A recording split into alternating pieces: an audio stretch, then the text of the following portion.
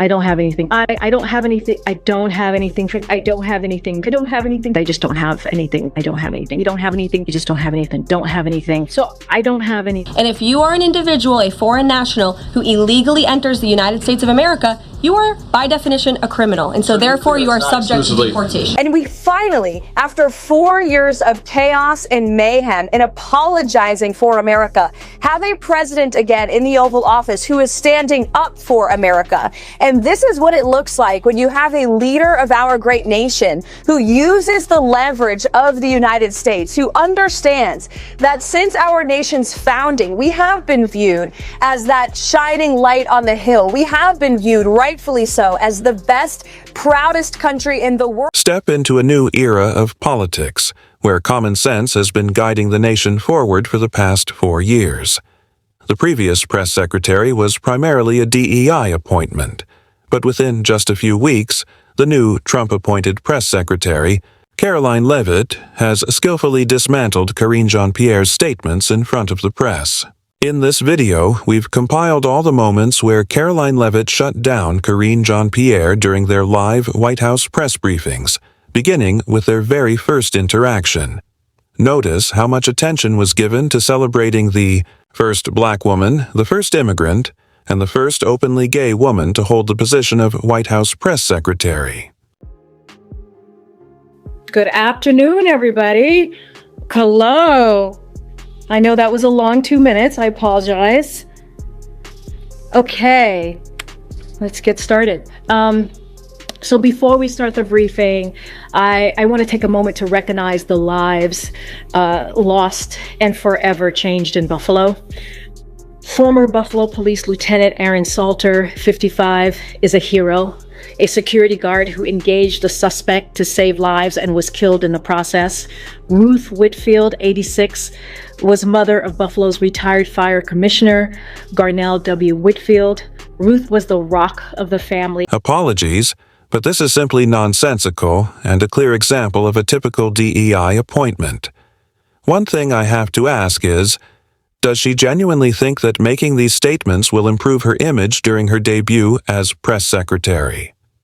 If she truly believes that, then perhaps she should have started with something more impactful, like this. Good afternoon, everybody. How are we? Good to see all of you. It's an honor to be here with all of you. A lot of familiar faces in the room, a lot of new faces. And President Trump is back, and the golden age of America has most definitely begun. The Senate has already confirmed 5 of President Trump's exceptional cabinet nominees: Secretary of State Marco Rubio, Defense Secretary Pete Hegseth, CIA Director John Ratcliffe, Homeland Security Secretary Kristi Noem, and Treasury Secretary Scott Bessent. It is imperative that the Senate continues to confirm the remainder of the president's well-qualified nominees as quickly as possible. As you have seen during the past week, President Trump is hard at work fulfilling the promises that he made to the American people on the campaign trail. Since taking the oath of office, President Trump has taken more than 300 executive actions, secured nearly $1 trillion in U.S. investments. That's exactly what we need. Common sense.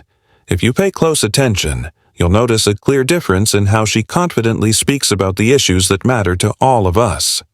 It's not just about talking. She's making promises she truly believes in. Who is delivering on the promises he made to the American people and who speaks the truth. So I'm so humbled by the outpouring of support I've heard from people across the country saying, you know, we're doing such a great job at the White House. Well, it's easy to do a good job when you are acting on common sense and you're speaking the truth. And that's exactly what President Trump is doing every single day. Exactly. When you work with someone who has common sense, this is the result. Unfortunately, that's not what we're seeing with Karine Jean-Pierre. Just take a look at how she attempts to explain the lack of communication between the press and the former president. The White House released a 6-page summary back in February. I don't think that was a full accounting necessarily. And Dr. O'Connor in that memo described the president as, quote, a healthy, active, robust 81-year-old male who remains fit to successfully execute the duties of the presidency I think that is clearly not what the majority of Americans are seeing. And we have a new poll from CBS News that says 72% of registered voters say the president does not have the mental and cognitive health to serve as president. So are you saying that the majority of Americans are misguided and that they just need to trust Dr. O'Connor and take him at his word? So a couple of things, and I want to say the president is feeling better, and you saw him last night, you saw him today, but he does indeed still have a cold. Look, I want to be very sensitive here, and I think it is important to be sensitive here. We understand how the American people are feeling. We get it. We do. And Yeah, you can't say much because there's nothing substantial to grasp, and as we all know, for them, everything gets reduced to emotion, gender, and race. That's exactly what we saw here. Rather than answering the question, she deflected with an emotional response.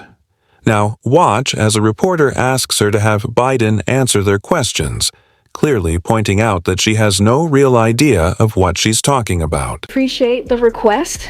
Thank you for the request. The president, as you know, again, I appreciate the question and I get it. And the president understands. You guys want to ask him questions and have the opportunity for him to answer your questions.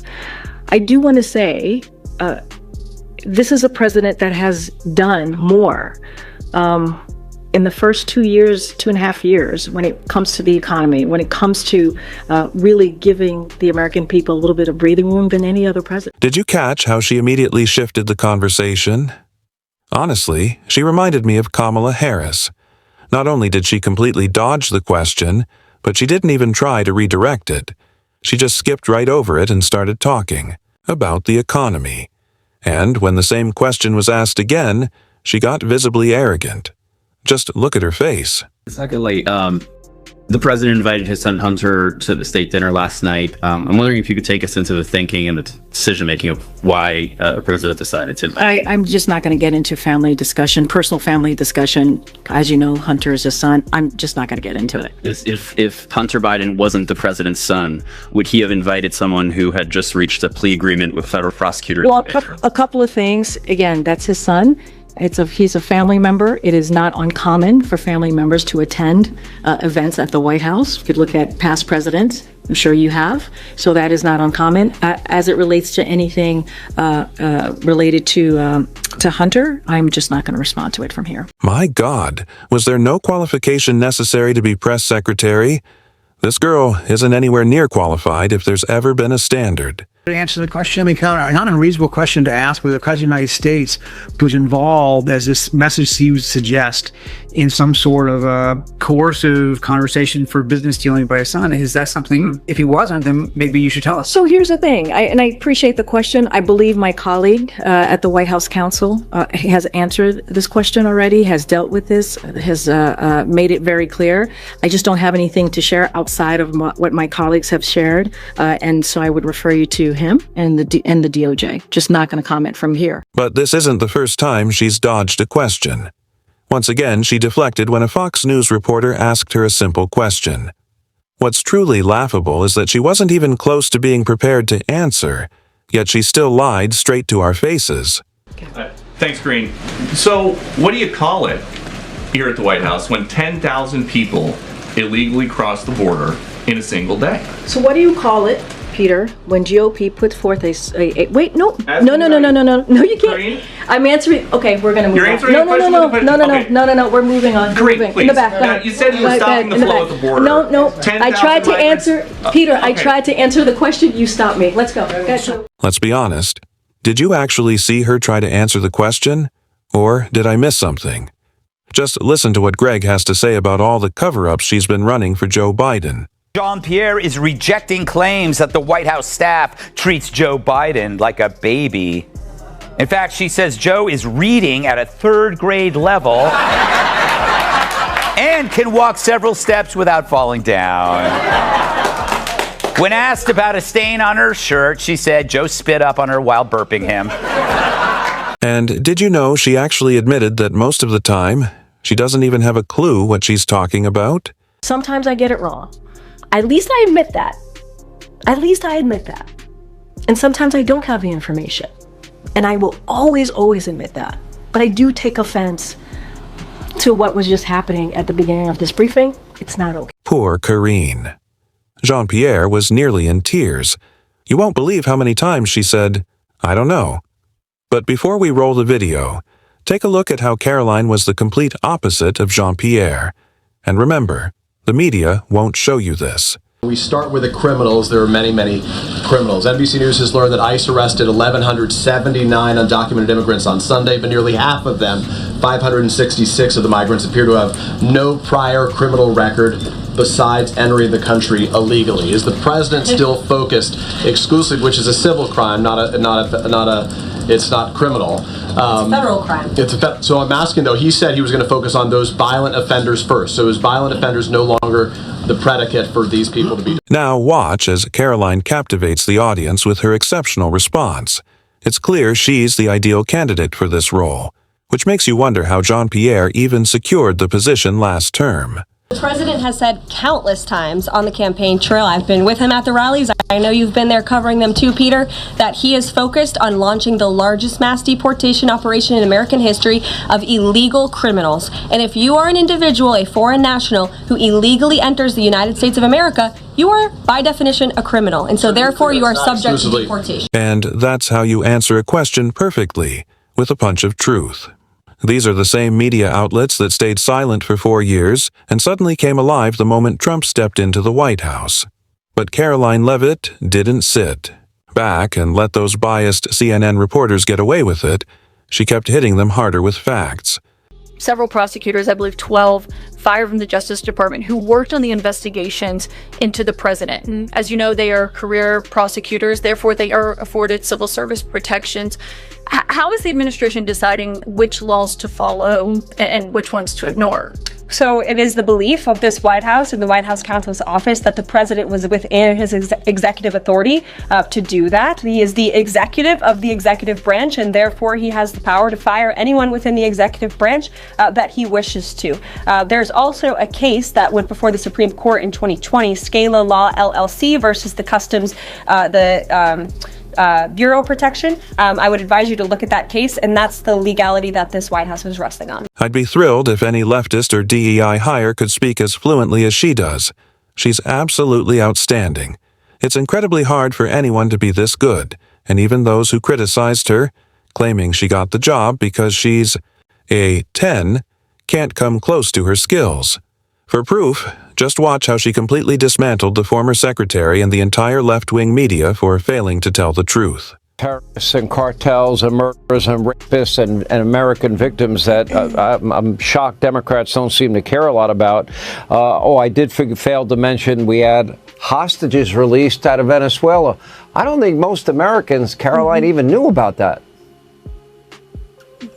No, they didn't. It happened on Friday afternoon. The legacy media went home, I guess, or they didn't want to report on more good news coming from the Trump administration. But Rick Grenell went to Venezuela with two very clear directives from the President of the United States. Land repatriation flights of illegal Tren de Aragua gang members who have infiltrated our country under the Biden administration. Get them back to Venezuela. Done. Karoline's delivery is flawless, clearly showcasing her deep passion for her work. She confidently provides well-informed answers to every question, which makes it all the more puzzling how Jean-Pierre seemed so unaware of what was going on. And number two, return the 6 U.S. hostages who have been held captive in Venezuela and the previous administration never even talked about. Rick Grenell, on the behalf of President Trump, using President Trump's negotiating leverage, was able to get that done. And then in that same day, we took out ISIS fighters in Somalia. Again, a story that the mainstream media doesn't want to cover. And then Secretary of State Rubio, who's doing a phenomenal job on behalf of President Trump, secured concessions from Panama. They are no longer going to charge U.S. naval ships who go through the canal, and they also have said they are no longer going to be a part of the CCP-led Belt and Road Initiative. So these small wins are racking up for the United States, and the entire world knows that America is back. If you truly believe she's the best, drop your thoughts in the comments. And to see the stark contrast, just watch how the previous press secretary struggled despite her long tenure in the White House. Don't forget to subscribe if you enjoyed this video.